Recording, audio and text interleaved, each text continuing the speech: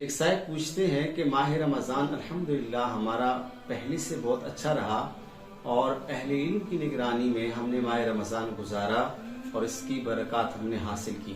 سوال یہ ہے کہ ماہ رمضان کے بعد ہم زندگی کیسے گزاریں؟ تو یاد رہے اس کا انتہائی آسان جواب ہے کہ جس استقامت کے ساتھ ماہ رمضان کی آپ نے عبادات کی ہیں، رمضان کے روزے رکھے، تلاوت کی، ذکر اذکار اور تراویح کا اہتمام کیا اور تہجد کا اہتمام کیا، اسی استقامت کے ساتھ ماہ رمضان کے بعد کی زندگی گزاریں۔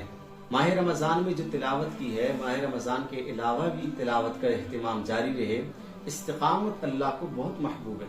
قرآن حکیم میں 24ویں پارے میں اللہ پاک نے فرمایا ان الذین قالوا ربنا اللہ ثم استقاموا، کہ جن لوگوں نے کہا کہ ہمارا رب اللہ ہے، پھر اس پر ڈٹ گئے، استقامت اختیار کی، تتنزل علیہم الملائکہ، ان پر ملائکہ نازل ہوتے ہیں۔ ظاہر ہے کہ یہ اللہ کی رحمت انسان پر نازل ہوتی ہے، اور آگے فرمایا کہ ان پر کسی قسم کا خوف اور ڈر نہیں ہوگا، کوئی پریشانی ان کو نہیں ہوگی۔ تو سب سے بڑی چیز ہے استقامت۔ دوام کے ساتھ، ہمیشگی کے ساتھ رمضان کے بعد بھی نیکیاں کرنی چاہیے۔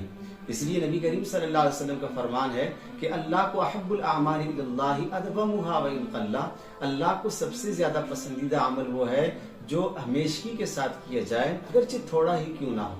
اور دوسری بات یہ یاد رکھیں، یہاں ایک اور بات بھی یاد رکھیں کہ رمضان کے اندر جو کیفیات ہمیں حاصل ہیں، یہ کیفیات ہم سے جانے نہ پائیں، انہی کیفیات کے ساتھ، اسی ذوق اور شوق اور لگن کے ساتھ ماہ رمضان کے علاوہ بھی ہم عبادت کریں۔ اور تیسری بات یہ ہے کہ ماہ رمضان میں ہمیں اللہ کے وجود کا احساس ہوتا ہے کہ ہمیں اللہ دیکھ رہا ہے۔ یہی وجہ ہے کہ روزہ دار تنہائی میں بھی کھانا پینا نہیں کرتا۔